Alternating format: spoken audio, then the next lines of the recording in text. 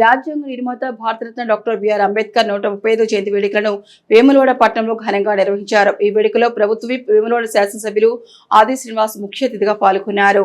పట్టణ కేంద్రంలోని అంబేద్కర్ విగ్రహానికి ఆది శ్రీనివాస్, మున్సిపల్ చైర్మన్ పులకం రాజుతో కలిసి పూలమాల వేసి ఘనంగా నివాళులర్పించారు. ఈ సందర్భంగా ఎమ్మెల్యే మాట్లాడుతూ భారతదేశానికి అద్భుతమైన రాజ్యాంగాన్ని అందించిన మహనీయుడు అంబేద్కర్ అని కొనియాడారు. సమాజంలోని అణగారిన వర్గాల అభ్యున్నతికి ఆయన చేసిన కృషి చిరస్మరణీయమని, ఆయన ఆశయ సాధన కోసం ప్రతి ఒక్కరూ బాధ్యతగా పనిచేయాలని పిలుపునిచ్చారు.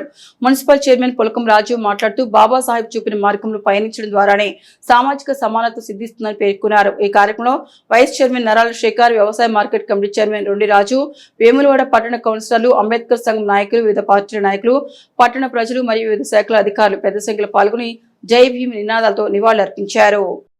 డాక్టర్ బిఆర్ అంబేద్కర్ గారి జయంతి ఉత్సవాలు ఈరోజు అనేక గ్రామాల్లో, పట్టణాల్లో, నగరాల్లో, మహానగరాల్లో, దేశవ్యాప్తంగా కూడా ప్రపంచంలో ఉన్నటువంటి మేటి నగరాల్లో కూడా డాక్టర్ బిఆర్ అంబేద్కర్ గారి జయంతి ఉత్సవాలు ఘనంగా నిర్వహించబడతా ఉన్నాయి.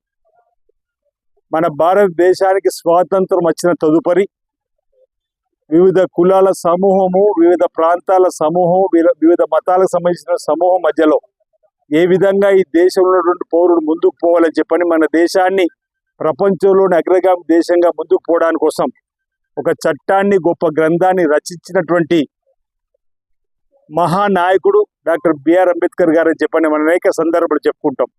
అంబేద్కర్ గారి అడుగు జాడల్లో మనమంతా నడవాలని ఓటు అనే ఆయుధాన్ని ఇచ్చి ప్రతి ఒక్కరు కూడా తమకు నచ్చినటువంటి నాయకుడిని ఎంపిక చేసుకునే విధంగా ఈ ప్రజాస్వామ్య దేశంలో ఓవైపు సంక్షేమం, మరోవైపు అభివృద్ధిని నడిపించేటువంటి ప్రభుత్వం తీసుకొచ్చేటువంటి శక్తిని ఈరోజు ప్రతి ఒక్క పౌరుడికి అందించినటువంటి మహానేత డాక్టర్ బిఆర్ అంబేద్కర్ గారు. డాక్టర్ బిఆర్ అంబేద్కర్ గారి ఆలోచనతోటి అనేక మంది తమ తమ జీవితాల్లో రాణించడానికి చేసేటువంటి ప్రయత్నం, వారిని ఊహించుకొని ప్రజా జీవితంలో కానీ ఇతరత్ర ఎదిగినటువంటి నేతలు అనేక మంది మన కళ్ళలో కనిపించినటువంటి సందర్భం.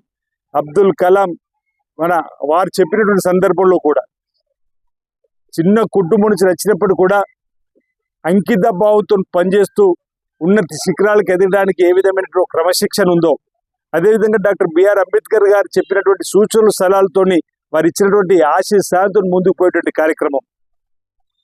చిన్న సమూహాల ద్వారా అభివృద్ధి జరుగుతుంది చెప్పని వారు చెప్పినప్పుడు, చిన్న రాష్ట్రాలతో అభివృద్ధి జరుగుతుందని చెప్పినటువంటి వారి మాటకు అనుగుణంగా కూడా మనకు ప్రత్యేక తెలంగాణ రాష్ట్రం ఆసన్నమైనటువంటి సందర్భం. వారి యొక్క ఆలోచన అనేది కూడా మనం చెప్పుకోక తప్పదనమాట సందర్భంగా చెప్తూ, మరి ఇక్కడ వేములవాడలో ఇక్కడ అంబేద్కర్ సంఘాలకు సంబంధించినటువంటి పెద్దలు, అంబేద్కర్ సంఘానికి సంబంధించినటువంటి ఈరోజు వారి యొక్క ఆలోచనతోటి ఇక్కడ అంబేద్కర్ సంఘ సర్కిల్ను అభివృద్ధి పరుచుకున్నటువంటి కార్యక్రమంలో ప్రభుత్వం సహకారం అందించడం, గతంలో ఉన్నటువంటి పాత విగ్రహం స్థానంలో కౌస విగ్రహాన్ని ఏర్పాటు చేసుకొని వారిని గౌరవించుకుంటే మనకు మనం గౌరవించుకునే విధంగా వారి చరిత్ర, వారి జయంతి వర్ధంతి సందర్భంగా ఈ తరం ప్రజలకు వారి చరిత్రను అందివ్వడంతో పాటు వారిని స్ఫూర్తిగా తీసుకొని ప్రజా జీవితంలో కానీ, రాజకీయ జీవితంలో కానీ, వ్యక్తిగత జీవితంలో కూడా ఎదగడానికి ఉపయోగపడే విధంగా వారి చరిత్రను చదువుకోవడానికి, తెలుసుకోవడానికి, స్ఫూర్తిగా తీసుకోవడానికి ఉపయోగపడే విధంగా కూడా మరి చక్కటి ఏర్పాట్లను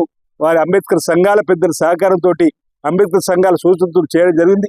భవిష్యత్తులో కూడా అంబేద్కర్ గారి ఆలోచన విధానం తీసుకుని మనందరం కూడా ముందుకు పయనించవలసిన అవసరం ఉందన్నమాట సందర్భంగా చెప్తూ, వారి ఆలోచనతోటి ఏ ప్రాంతంలో మేము సైతం ఎస్సీ, ఎస్టీ, బీసీ, మైనార్టీ వర్గాల ఐక్యతతోటి ముందుకు పోయే ప్రయత్నం చేస్తామని చెప్పడం మాట సందర్భంగా తెలియజేస్తూ, ప్రజలందరికీ గౌరవ డాక్టర్ బిఆర్ అంబేద్కర్ గారి జయంతి ఉత్సవాల సందర్భంగా శుభాకాంక్షలు తెలియజేస్తా ఉన్నాను. అందరికీ, వైస్ చైర్మన్ గారికి అందరికీ కూడా హృదయపూర్వక నమస్కారాలు.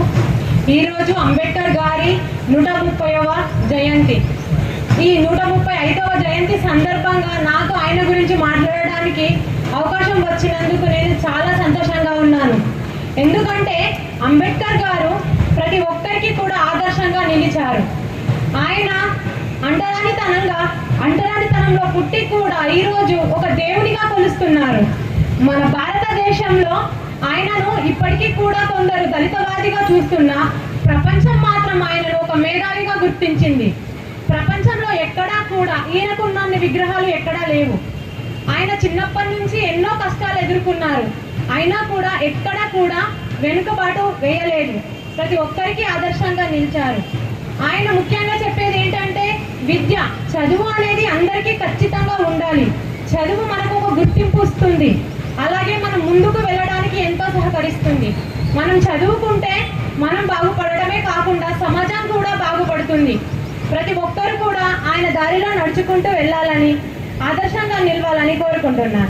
గారి 135వ జయంతి సందర్భంగా ఈ కార్యక్రమానికి విచ్చేసిన పెద్దలు, గౌరవ శాసనసభ్యులు, ప్రభుత్వ విప్ గారికి, మరియు మున్సిపల్ చైర్పర్సన్ పుల్కం రాజు గారికి, వైస్ చైర్మన్ నరాల శేఖర్ గారికి, పాలక వర్గానికి, మరియు ఈ నిర్వాహకులు కుమార్ శంకర్ గారు, దమ్ అంజబాబు గారు, చంటి అంజబాబు, గుర్రం అశోక్ గారికి కృతజ్ఞతలు తెలియజేస్తున్నాను.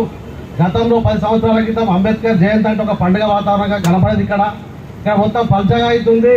ఇలా లోపం మన దానిలో ఉందా వేరే దానిలో ఉందో తెలుసుకోవాలి, గ్రహించాలి.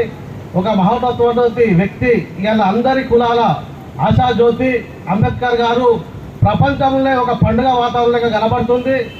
ఈ కార్యక్రమానికి నాకు ఆహ్వానించిన పెద్దలకు అందరికీ కృతజ్ఞత తెలియజేస్తున్నాను. డాక్టర్ బిఆర్ అంబేద్కర్ 130వ జయంతి సందర్భంగా వేములవాడలో ఘనంగా వారి జయంతి కార్యక్రమాలు మున్సిపల్ ఆధ్వర్యంలో, అదేవిధంగా అంబేద్కర్ సంఘాల నాయకుల ఆధ్వర్యంలో, మరి అన్ని రాజకీయ పార్టీల ఆధ్వర్యంలో ఘనంగా నిర్వహించుకోవడం, మరి వారిని మనందరం గుర్తు చేసుకోవడంతో పాటు మరి వాళ్ళ ఆశయాలను కొనసాగిస్తూ ఏదైతే భారతదేశానికి గొప్ప రాజ్యాంగ వ్యవస్థ నిర్మించినటువంటి డాక్టర్ బిఆర్ అంబేద్కర్ గారి ఆశయాలు చాలా గొప్పవి. ఎందుకంటే మనం ఈరోజు ఇంత స్వేచ్ఛగా, ఇంత ఆర్థికంగా, ఇంత గొప్ప సమాజంలో బతుకున్నటువంటి నిజమైన కారణం వారు ఆ రోజు రాజ్యాంగంలో పొందుపరచడం, మరి ప్రపంచ దేశాలు చుట్టుముట్టి మరి వారు ఈ యొక్క రాజ్యాంగాన్ని రచించడం, మరి రాజ్యాంగంలో మనందరం అందరికి సమానత్వం, స్వేచ్ఛ, హక్కులు అన్నీ కాపాడుతూ మనందరం కొనసాగిస్తున్నాం. మరి వారి యొక్క ఆలోచన విధానం కాబట్టి మరి వారు అనేక ఉన్నతమైన స్థానాల్లో ఉండి మరి మొట్టమొదటిగా వారు మన భారతదేశంలో మరి మొట్టమొదటి ప్రధానమంత్రి జవహర్లాల్ నెహ్రూ మంత్రివర్గంలో వారు న్యాయశాఖ, ఆర్థిక శాఖ మంత్రులు వివరించడం మరి గొప్ప విషయం.